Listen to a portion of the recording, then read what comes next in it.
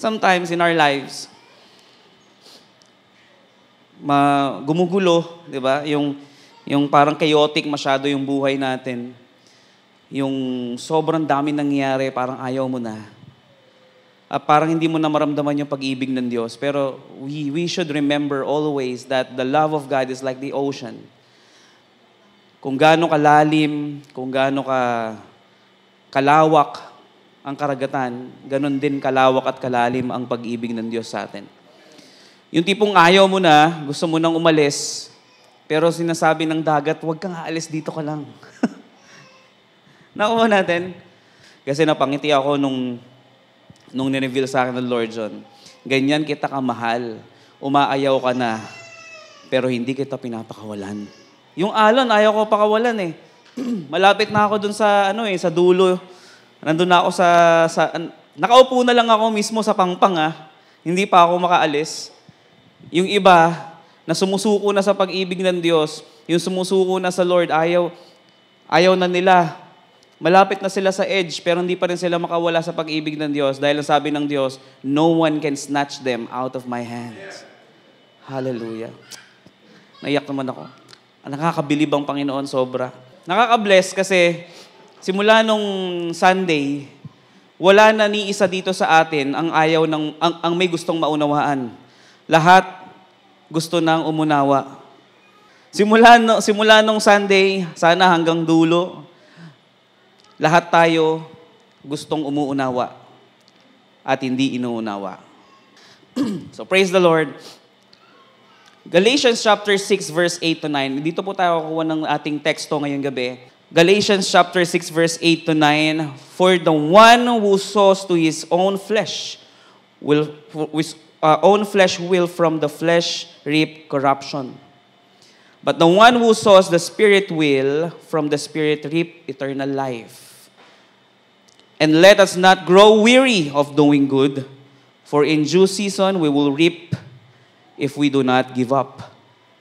Praise the Lord. Father God, we thank you for this night na pinagkaloob mo sa bawat isa. Thank you for the opportunity, and I declare tonight that every ears, every heart, and every mind will grasp the knowledge and wisdom that you will give unto us tonight. In the name of Jesus. Amen. Hallelujah. Sa Tagalog, mga kapatid, ang sumusunod sa nasa ng kanyang laman ay mag-aani ng kapahamakan. Ngunit ang sumusunod naman sa Espiritu ay mag-aani ng buhay na walang hanggan. Kaya't huwag tayong magsawa sa paggawa ng mabuti. Pagdating ng takdang panahon, tayo ay aani kung hindi tayo magsasawa or susuko. So it's very clear, sinasabi sa Galatians, na yung mga tao na ang nais lamang ay mga sarili nilang edification or kasiyahan or fulfillment sa buhay, ang dulot nito ay kapahamakan lang. No? So, nung binabasa ko to, I'm asking the Lord, ano pong gauge? No, saan ako babase? Kung ako ba ay sinusunod ko na lang ba yung sarili kong gusto or sarili kong kalooban? O yung edification na lang ba ng sarili ko yung gusto ko laging nasusunod or sumusunod ako sa Espiritu? No? And the answer is very simple. No, binigyan tayo ng dalawang utos ng Panginoong Jesucristo para hindi na natin makalimutan at hindi na natin tanungin. And sabi niya, love the Lord your God with all your heart, with all your mind, and all your soul. Pangalawa, sabi niya, love your neighbor as you love yourself. It's very simple. And kung gusto mong kabisaduhin, napakadali. Amen po ba? Kasi pag sinabi mong, love your God with all your heart, and with all your mind, and with all your soul, walang matitira sa'yo. Tama ba? Kaya pala sabi ni Paul, no, sinusupil ko na ang aking sarili. Sabi niya, ang mabuhay ay para kay Kristo at ang mamatay ay isang kapakinabangan. So wala talagang talo. Walang tapon talaga pag sa Diyos tayo nabubuhay. Kaya nga, ang sabi sa akin ng Lord, His followers or His believers should not go to church like just watching a movie. Ang sabi, meditate on it day and night and be very careful to do. Di ba? Kailangan, kasi di ba pag nanonood tayo ng movie, pagka romantic, kinikilig tayo. Nakaka-edify, di ba? Parang, yung kilig natin, solid, talagang abot hanggang buto. Pagka yung dramatic naman, di ba? Yung Miracle in Cell number 7, sino dito yung natouch at naiyak doon? Di ba? Hallelujah. Di ba? Nado-draw yung emotions mo. Tama ba? Pag yung adventurous naman, nadadala ka din, parang gusto mo na din mag-ano. Parang feeling mo kasama ka na dun sa adventure. Same as going to the church and listening to the Word of God. Pagka tayo nakikinig sa salita ng Diyos, gaya nung Sunday, gaya ngayon, at gaya sa mga susunod pang Wednesday at Linggo, para tayo nanonood ng movie lang. Na-edify tayo, natutuwa tayo, natatouch tayo, kinikilig tayo sa Word, sa message. And then after that, wala na. And that is not meditation. That is just watching, not meditating. So we need to be very careful to do kung ano yung sinasabi sa Word. Meditate on it day and night.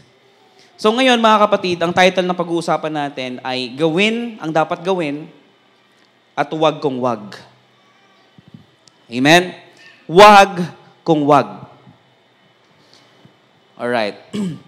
So marami sa atin mga kapatid, yung maraming ginagawa para sa Panginoon, pero madalas hindi counted.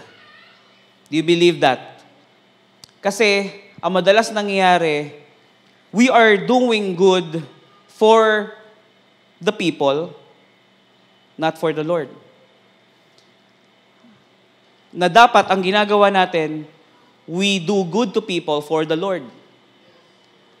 Kasi pag tayo'y gumagawa para sa tao, ang ine-expect mo din in return is good from them. But if you are doing good to people for the Lord, you will not expect something in return. Kasi alam mong Diyos ang magbabalik sa'yo. So gawin ang dapat gawin ng naayon sa kalooban ng Diyos at wag kung wag.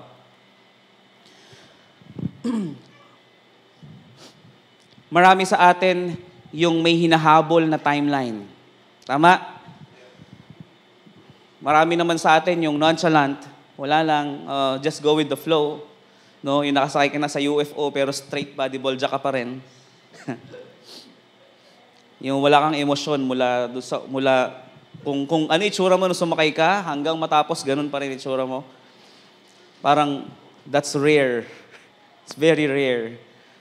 Yung mga kasama mo nagsisigawan na may umiiyak pa nga, pero ikaw steady ka lang. Para kang pinagkaitan ng emosyon. May mga ganun tao, tama? May mga tao naman na, OA! Di ba? May mga taong ganyan. Ang tanong, nasan tayo doon? No? And sa time, merong dalawang magkaibang aspect ng time. Alam niyo yung Chronos at saka yung Kairos. Yung Chrono and Kairos. Yung Chronos, yun yung ang usapan, pag ang usapan ay 8 p.m., aalis ka ng bahay 8 p.m. Ang call time, 8 p.m., pero ikaw, paalis ka pa lang ng bahay noon. Gets nyo? Tama ba? Yung Kairos naman, pag ang call time is 8 p.m., 1 hour before 8 p.m., nandun ka na to meet the goal. Yan. Nakita niyo yung difference? Diba? And most of the people and most of the Christians are struggling, no, with the Chronos aspect or the Chronos type of time. Hello? Nandyan ba kayo? Nung sinabi ni Jesus kay Peter ba yan? Oo, tama. Na kunin yung penny doon sa ipambayad ng tax doon sa bibig ng o sa bunganga ng isda. Right there and then, sumunod siya. Tama? You can just imagine kung nagsabi siya na wait lang 5 minutes, lumagpas na yung opportunity. So sometimes, we do something to God, but we do it for us. Hello? Nakukuha niyo ba yung difference? Maraming mga Kristiyano gumagawa sa loob ng simbahan o minsan sa mission pa nga. Ginagawa nila yon because they are expecting something in return from the Lord. Dahil ginagawa nila to for them but to God. You see it? Magkaiba po yung ginagawa mo to for God and to God. Amen? Yung para sa Kanya mismo talaga. No? Yung iba, gumagawa or naglilingkod sa Panginoon dahil ang inaasahan nila may blessing na darating sa kanila. That is sowing on his own flesh. Hello? Sowing or sowing to the will of the Spirit is you are denying yourself. Ginagawa mo yung bagay kahit hindi mo na gusto or ginagawa mo yung bagay kahit na nagsasuffer na yung flesh mo pero napiplease ang Lord. Before, ang tagline natin is deny yourself. Before you enter into the throne of grace, you should deny yourself. Tama, sino dito nakakaalala nito? Diba? Pag tayo nagde-devotion, ang lagi natin sinasabi, deny yourself para mag-flow yung Spirit. Dahil pag nangunguna yung ating will or yung ating kagustuhan sa ating mga sarili, the Spirit cannot take over. Amen? Number 1, mga kapatid, tatlong bagay lang pag-uusapan natin. Kaya nahihirapan ang bawat isa sa pagsunod sa Panginoon. Parang pag nag-gym tayo, or nag-gym kami, pag nagbubuhat, dati, nung nagbubuhat ako, ang dali kong mapagod. Kasi mali pala yung way ko ng pagbuhat. Nagigets nyo? Meron pala kasing tamang pagbuhat eh. Alam nyo, pati sa pagdadrums, no? Dati, makatatlong kanta ako, feeling ko pagod na pagod yung buong katawan. Kasi mali yung grip ko. No? Sa pagdadrums, kailangan risk lang yung gumagalaw. Hindi yung balikat. May nakita na ba kayong drummer na balikat yung gumagalaw? Sino? Nakakapagod. Buong katawan, di ba? Pag ginagawa ko yun, tawan-tawa si Aston eh. Parang feeling niya may ginagaya ko, pero wala naman.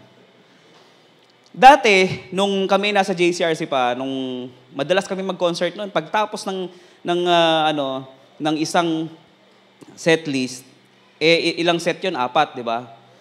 Ng isang set pa lang, pagod na ako.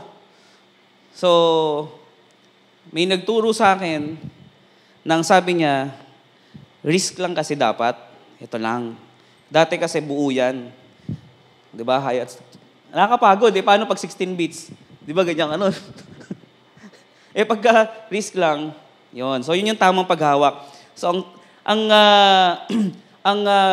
sa pagbubuhat naman, pag masyadong mahigpit yung grip mo sa bar, mas madali ka mapapagod. Kasi yung effort mo doon sa pag-grip mo, nakakadagdag doon sa pag-lift mo ng weight. So, kailangan pag magli-lift ka ng weight, hindi masyadong stress yung paghawak mo sa bar. So, ang pag-uusap. So, ang number 1 natin ay huwag mong masyadong higpitan. Nagigets natin? Di ba? Kaya mahirap maglingkod minsan sa Panginoon. Kaya mahirap sumunod madalas, sa Panginoon. Kasi masyado nating hinihigpitan yung ating mga buhay. Paano ba yan, Pastor? What do you mean?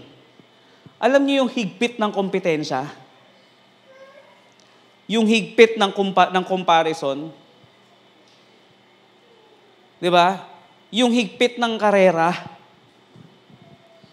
Yung akala natin yung buhay paunahan? Kaya you tend to compare yourself to others. Sobrang higpit nun. Kung ikukumpara mo yung sarili mo sa iba, susuko ka talaga. Amen? Kasi, ang linaw ng sinabi ni Paul, ang sabi niya,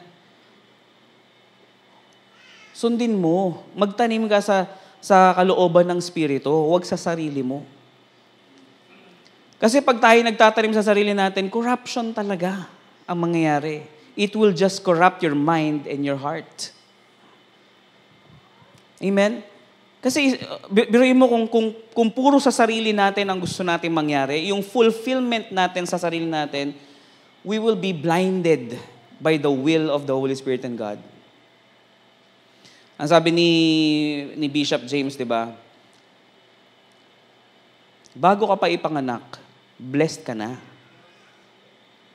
Di ba? So bago mo pa makuha yung degree na meron ka ngayon, you are already blessed. Di ba? Wala ka pang nararating sa buhay, you are already blessed to be someone. Di ba? Ang deception kasi, yun yung nagpapahigpit sa atin. Kailangan kong galingan.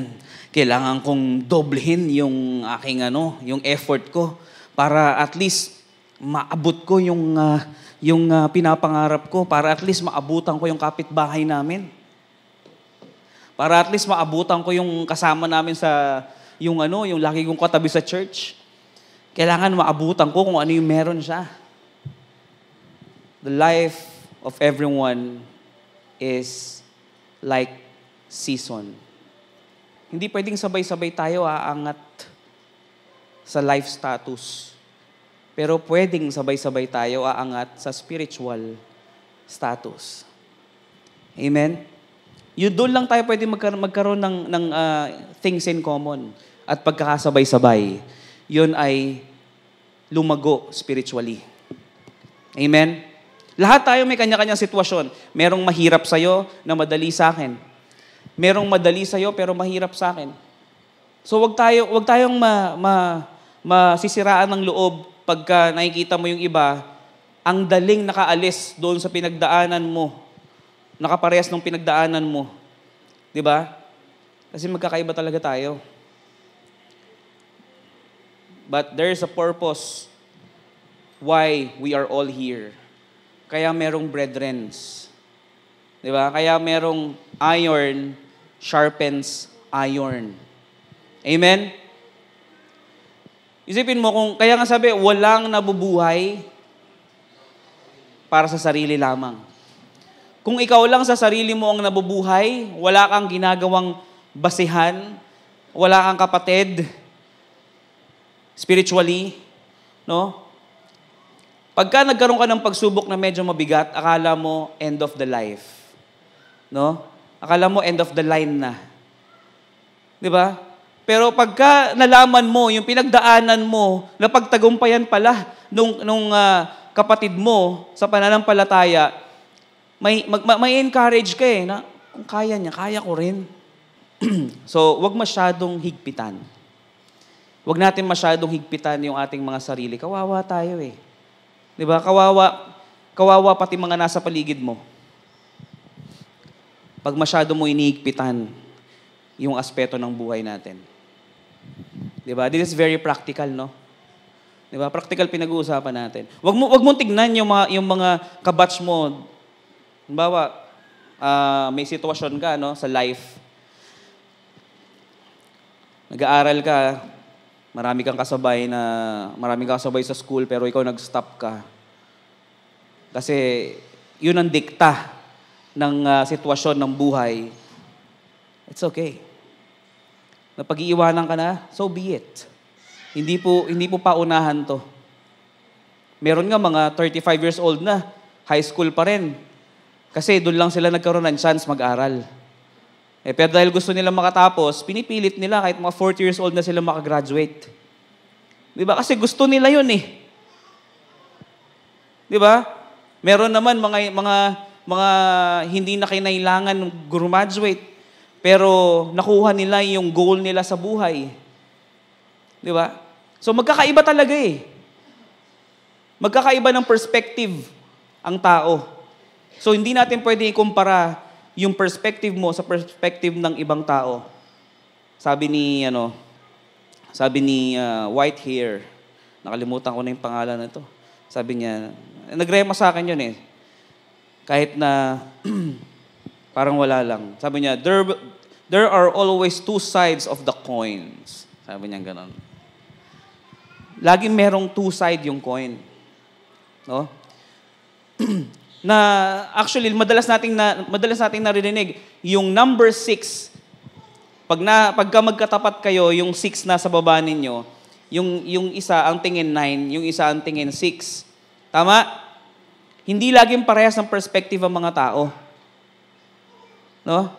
So, kung kaya nating luwagan yung perspective natin para at least makaahon naman tayo, at least makapagtuloy-tuloy tayo sa paglilingkod at pagsunod sa Panginoon. Amen? Let's just be loose. No? Luwagan natin yung perspective natin. Lawakan natin yung perspective natin. Huwag tayong masyadong narrow-minded. Amen? And then on the other hand, mga kapatid, huwag naman tayong masyadong laging tumitingin sa iba. Nung masyadong malawak naman yung pinapanood mo, na nakikita mo na lagi yung buhay ng ibang tao at yung buhay mo hindi mo na nakikita. Ang key doon, let us focus our eyes on Jesus. No? That is just the key. Simple, no? Love your God with all your mind, with all your heart and soul. Love your neighbor as you love yourself. Diba? Sabi ng Panginoon, for whatever you do to the least of my brethren, you also do it unto me. So if you love your neighbor as you love yourself, you are also loving Jesus as you love yourself. So talagang walang contradict, tama? You are loving God with all your mind and heart and soul. Hindi mo pwedeng, hindi, mahal ko lang ang Diyos, hindi kita pwedeng mahalin. Hindi. Kasi whatever you do to the least of my brethren, says the Lord, you also do it unto me. So if you're loving your brethren as you love yourself, you also love the Lord. Basta ang mahalaga, mahal mo ang Panginoon. Hallelujah. Pangalawa, mga kapatid, kanina wag mong masyado higpitan. Ngayon naman, wag mong lakbayan ang oras. No? Wag mong lakbayan ang panahon. Yung nandito ka na sa May 7, 2025, pero yung isip mo, nasa May 7, 2023 pa rin. Ang dami mong setback, ang dami nag-hold back sa'yo to pursue and to strain your head forward towards the goal. Bakit? Kasi you are still living in the past. Amen. Gawin ang dapat gawin, wag kung wag. Ano yung wag? Wag lakbayin ng oras at panahon. Wag kang mabuhay sa past. At wag ka rin naman mabuhay masyado sa future. Ang sabi sa Biblia, do not worry about tomorrow, for tomorrow will worry about himself. Meron ako nakitang scene sa isang movie. Nakalimutan ko na kung ano to. Yung anak niya, kausap niya sa phone overseas. No? Sa phone, no? Sabi ng tatay niya, the sun is bright here. No? Maliwanag ang araw dito. Pero sabi ng anak niya, pero bakit dito sa amin gabi? Bakit ganon? Biniro siya ng tatay niya, because I live tomorrow. Because I live in tomorrow. So, sige na, you sleep na, sabi nung tatay, no? Sabi naman ng anak, wait, Dad, before we sleep, can you tell us about what will happen tomorrow? So, nakakaano lang, di ba? Parang nakaka-bless. Bakit? You can just imagine having a father that knows what will happen tomorrow. So, dito nakakaalam mangyayari bukas. But you can just imagine, mga kapatid, imagine niyo na lang, hindi, alamin nyo na meron tayong tatay na nakakaalam na mangyayari bukas because He live in the past and the future. He is the Alpha and Omega. Alam niya na kung anong mangyayari. So, kanino ka magtitiwala? Di ba? Hallelujah. Nakita niyo ba yung setlist natin? Yung kinanta natin kanina. Ano yun? Pagtitiwala. Ano pa yung sunod? Walang wahirap. Pangatlo, mangha. O buuin natin din ulit yung sentence. Pag tayo ay magtitiwala sa Panginoon, walang mahirap sa buhay. Dahil walang mahirap sa Kanya. Pag nakita mo na lahat ng ginawa niya, nakakamangha talaga. Amen? Kaya, alam na natin that God knows what will happen tomorrow. Our Father in heaven knows what will happen tomorrow. And He also forget and forgive your past life. No? Kung ano yung mga nakaraan natin, kinalimutan niya na yan. Pinatawad niya na yan. At alam niya din kung anong plano niya sa'yo bukas. For I know the plans I have for you, plans to prosper you and not to harm you. But the thing is, ang deception sa atin ng kaaway, you need to think about tomorrow because you do not know what will happen tomorrow. Hello? Nakukuha niyo? Nakikita niyo kung paano tayo deceive ng kaaway? Inilalagay niya lahat sa'yo ng worry. Wherein ang sabi ng Panginoon, gawin mo ang dapat mong gawin, ako nang bahala sa lahat. Di ba? Huwag mong gawin yung mga kailangan kong gawin, ang sabi ng Diyos. Ang sabi niya, I will give you strength. Ang binibigay na strength sa atin ng Panginoon ay sapat lang doon sa mga bagay na dapat nating gawin. At hindi sa mga bagay na dapat niyang ginagawa. No? Kaya maraming Kristiyano ang sumusuko kasi nga, yung mga bagay na dapat para na sa Diyos, sila na mismo din ang nag-iisip at gumagawa. Kaya nangyari, masyadong mahigpit yung grip. Kaya nangyari, madaling mapagod, madaling sumuko. Tama? Ang sabi ng Diyos, ang salita niya, pag na-release niya na, hindi pwedeng bumalik sa kanya ng empty. So kailangan, pag sinabi niya, kailangan maganap. Hindi pwedeng bumalik sa kanya ng void yun. So kung sinabi niya that you will be blessed, it will come to pass. Definitely. Matagal man para sa timeline mo, But don't be Chronos. Let us all be Kairos. No? Kung matagal man sa timeline mo, ang Diyos laging nasa timing. Because ang sabi niya, no, for in due season, we will reap. Kaya huwag tayong susuko. Amen. Huwag tayong susuko. Ang umaayaw ay hindi nagwawagi.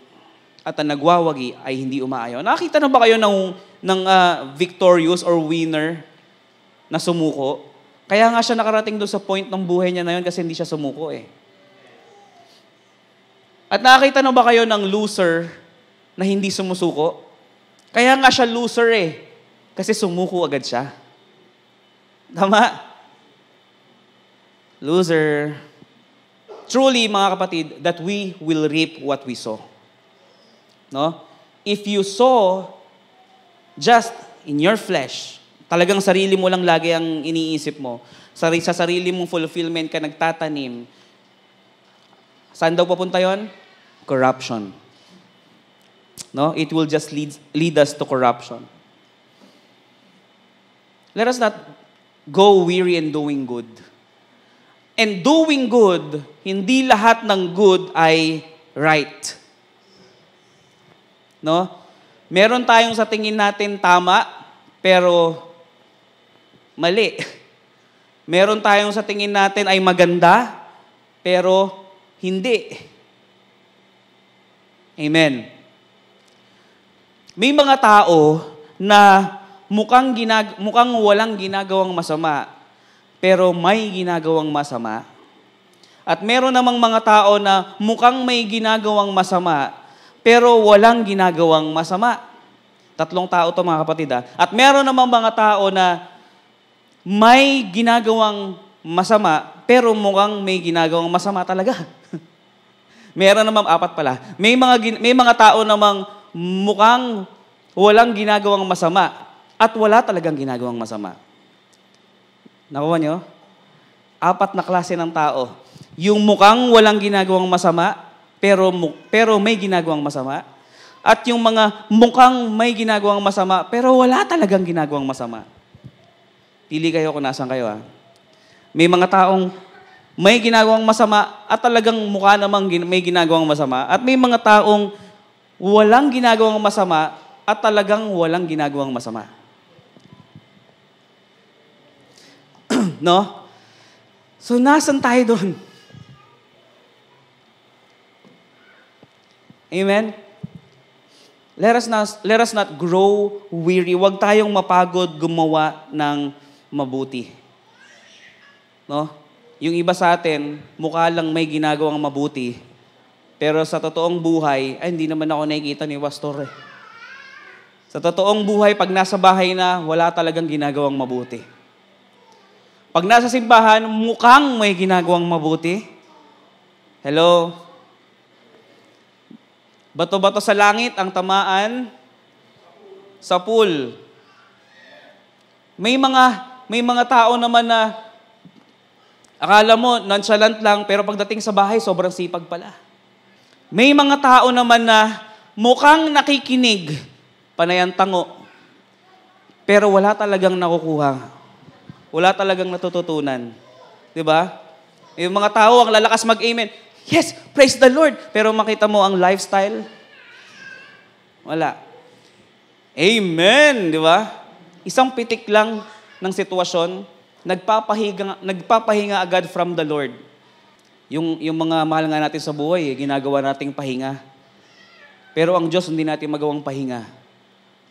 Bakit kaya may mga taong feeling nila, pag nasa Diyos sila, napapagod sila? Ibig sabihin may mali, masyadong mahigpit. Tama? Nakarinig na ba kayo ng isang Kristiyano o isang mananampalataya, tinanong mo, uy kapatid, bakit hindi ka na nagsisimba? Bakit laging sa keyboard? Dito naman tayo sa gitara. Uy kapatid, bakit hindi ka na nagsisimba? Medyo exhausted ako, napapagod na ako, kailangan ko muna magpahinga sa ministry. Di ba? Di ba dapat pag nasa ministry ka, doon ka nakakapagpahinga kasi yung mundo sobrang gulo na. Sa bahay nyo, sobrang gulo na. Di ba dapat pag nasa church ka, nakakapagpahinga ka kasi wala ka narinig na utos na, ay, Tolome, maghugas ka ng pinggan. Di ba? Dito sa church, ang narinig mo lang, John Lloyd, walang bass. But it's not that so hard. Tama? Ang gagawin mo lang, pipitik-pitikin mo lang yung snake wire. Di ba? Ngayon, pinadali ko na buhay nila. Meron na silang radyo. Di ba? Ganun-ganun lang sila. Tun. Meron na ba signal? Di ba? So, hindi ko talaga maintindihan. Though, na-experience ko dati na parang gusto ko muna magpahinga. Pero na-rebuke ako eh. Walang sense magpahinga from the Lord. Mas lalong palalalain yung sitwasyon mo. Kasi nga, yung nandun ka na sa umbrella niya, nahirapan ka pa. How much more pag lumabas ka sa umbrella niya? Eh di nabaliw ka na. Eh di mas lalo kang sumuko. Yun ngang nararamdaman mo na yung agos at yung alon ng pag-ibig niya sa'yo. Yung ayaw kanyang pakawalan. Kasi ang sabi niya sa kanyang salita, for no one can snatch them out of my hands. Yun ngang nandun ka sa kamay niya, feeling mo napapagod ka na eh. Yun pa kayang umalis ka sa kanya? Nakakapagod ba ang Lord? Di ba? Siguro, kung gagawin mong pahinga, yung kasama mo sa bahay, di ba? Ikaw ang pahinga, pero puro ka utos. Nakakapagod talaga yun. Pero ang Panginoon kasi mga kapatid, grabe. Ibang klase. Kaya siguro, again, kaya nakakapagod ang Diyos sa paningin ng ibang Kristiyano. Nakakapagod ang ministry sa paningin ng ibang Kristiyano kasi masyado mong hinihigpitan. Di ba? Masyado mong hinihigpitan yung tingin sa iba. Masyado mong hinihigpitan yung tingin mo sa sarili mo, masyado na mababa. Why don't you release some pressure? I mean, di ba? Medyo iangat mo naman yung tingin mo sa sarili mo. Huwag ka masyadong self-pity. Kasi walang nangyayari pagka laging self-pity eh. Ang lagi nating isipin, I am blessed by the Lord. And He will do His will into my life in due season. Hallelujah. Sino po dito naniniwala that God will bless their lives in due season? Amen. Hallelujah. Kita nyo ngayon, tag-ulan na. Di ba, noong mga panahon na tag-init, parang sinusumpa mo yung init. Ngayon naman, parang gusto mo na sumpain yung ulan kasi ang daming tulo sa bahay nyo. Ang season lumilipas. No? Kaya huwag tayong mapagod gumawa ng mabuti. Hallelujah. In due season, we will reap if we don't give up. Again, not all the time is a go. Hindi sa go, Not all the time is go. Hindi laging, sige, gawin mo na. Sige, gawin mo lang. Hindi. Parang si Ding, sige. Diba? Magpa-games ka na pala, Ding. Sige. Sabi niya kay Pastor Pao, sige. Hallelujah. Mga kapatid, if God instructs you for something to do, kita nyo, pagka feeling mo hindi mo na kaya, di ba ang tao umaabot din naman talaga sa limit? Tama? Pag umabot ka na sa limit mo, yung tipong lahat ng contact number mo sa phone, tinawagan mo na pero wala pa rin. No? Lahat ng kakilala mo sa village nyo, kinausap mo na para hingan ng tulong pero wala pa rin. Ang last option mo na ang Diyos. Tatawagan mo na ang Panginoon, Lord, please, lahat wala na. Isinusuko ko na lahat sa'yo. Pag sinabi mo sa Panginoon yun, anong una niyang sasabihin sa'yo? Sino dito nakakaalam? Yung unang instruction ng Panginoon sa tao, if they are about to be blessed. Tatanungin natin yung businessman dito. Tanong natin si Daniel. So, nung itinayo nyo yan, Unending Grind, yung shop na yan, anong instruction sa inyo ng Panginoon? Unang word Simulan, yun ba agad? Kasi meron pa talagang una eh. Wag kung wag. Gawin ang dapat gawin. Wag kung wag. Alam niyo ang Lord, bago siya magbigay ng instruction na go, meron muna siyang don't. Hello? Ano yun? Ano? Don't kill? Sino dito nakakaalam nung ano yung don't? Ha? Ano? Don't give up. Hallelujah. Oh. Sino pa? Please. Baka meron sa inyo nakakaalam. Pagka siya ay nag-uutos, lagi niyang sinasabi, don't be afraid. Hallelujah. Isaiah chapter 41 verse 10. So do not fear, for I am with you. Do not be dismayed, for I am your God. I will strengthen you and help you. I will hold you up with my victorious right hand. So, ibig sabihin mga kapatid, if you are about to be blessed, ang unang instruction sa iyo ng Panginoon is do not fear. You want to be blessed? You want breakthrough in your life? Do not be afraid. Kasi, kaya niya sinasabi yon kasi you need to give up yourself. You need to deny yourself. You need to cut loose.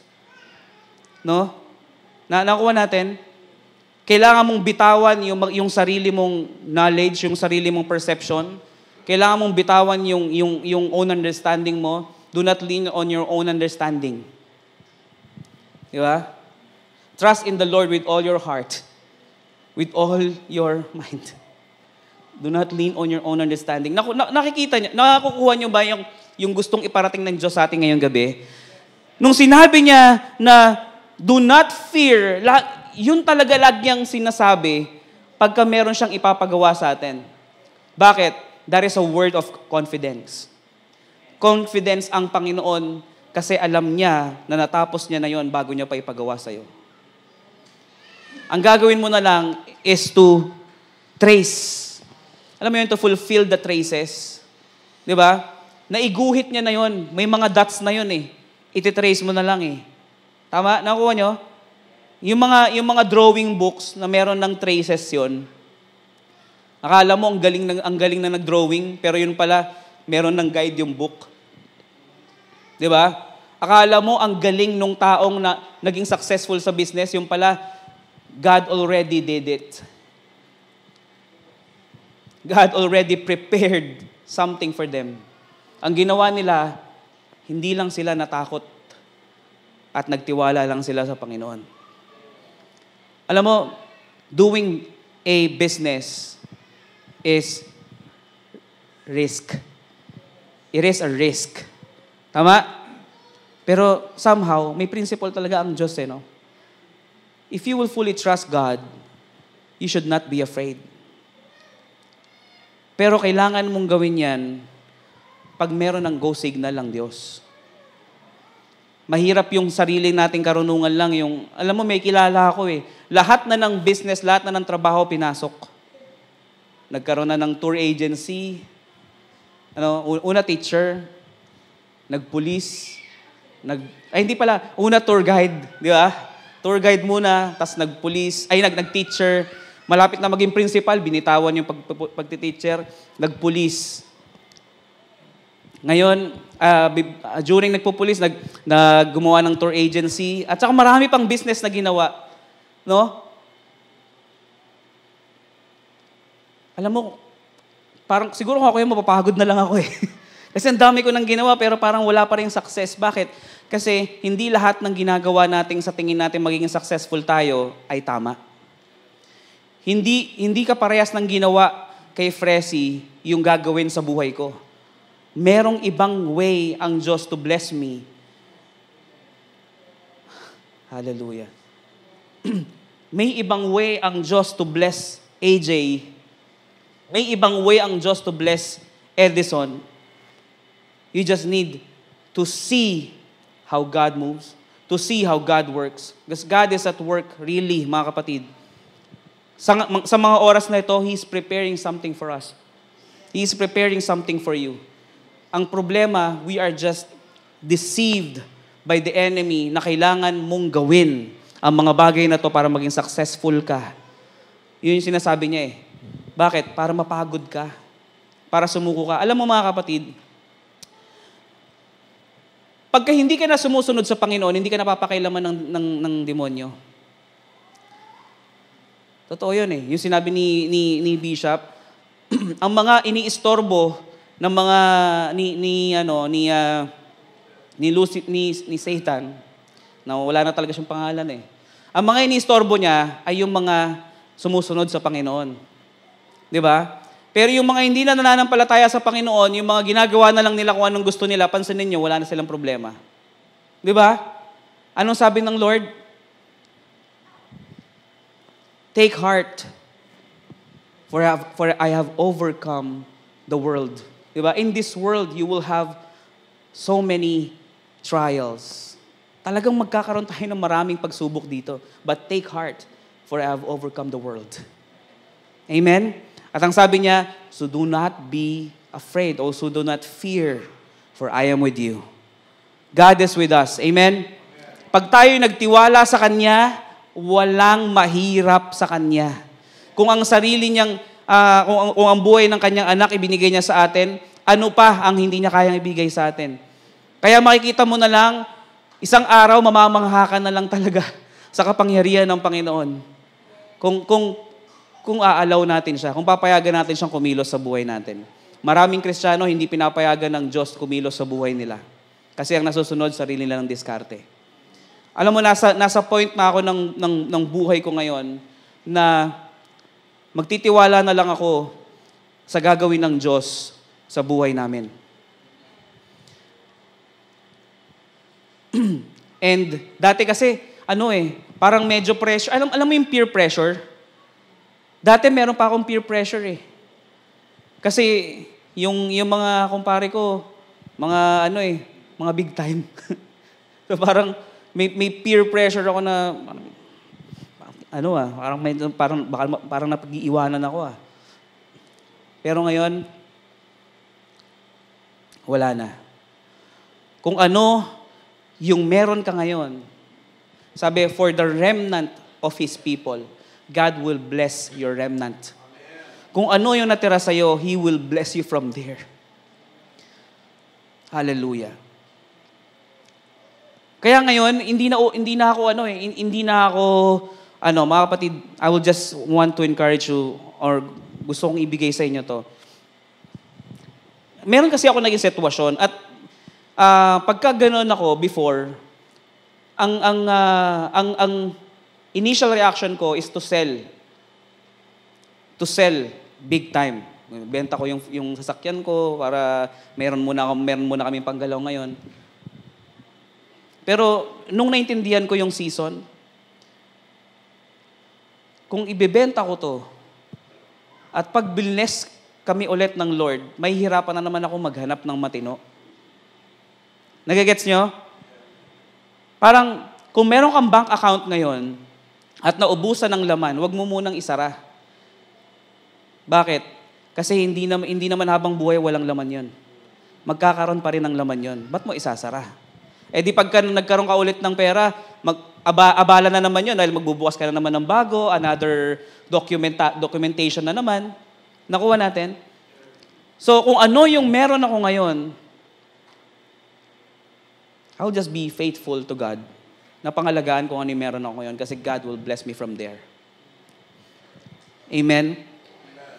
And so do you. God will bless you from there. Kung ano yung meron ka, sarili mo, God will bless you. Amen? So the last word that we will hear from this word tonight is do not be afraid. Amen? Sabi mo sa katabi mo, huwag kang matakot. Magtiwala ka sa Panginoon dahil walang mahirap sa Kanya at humanda ka ng mamangha. Hallelujah. Palakpakan natin ng Diyos. Simple lang, no? Sino ditong may natutunan ngayon gabi? Na-remind ba kayo? Hallelujah. Maaari ba tayong tumayo lahat at tayo manalangin? Praise the Lord. Hallelujah. Father God, we thank you, really. Maraming salamat po sa mga nakakamangha mo pong gawa. We believe that you have plans for us. Plans to prosper us and not to harm us. For you hold the master plan of our lives. That even ourselves, we don't know what to do.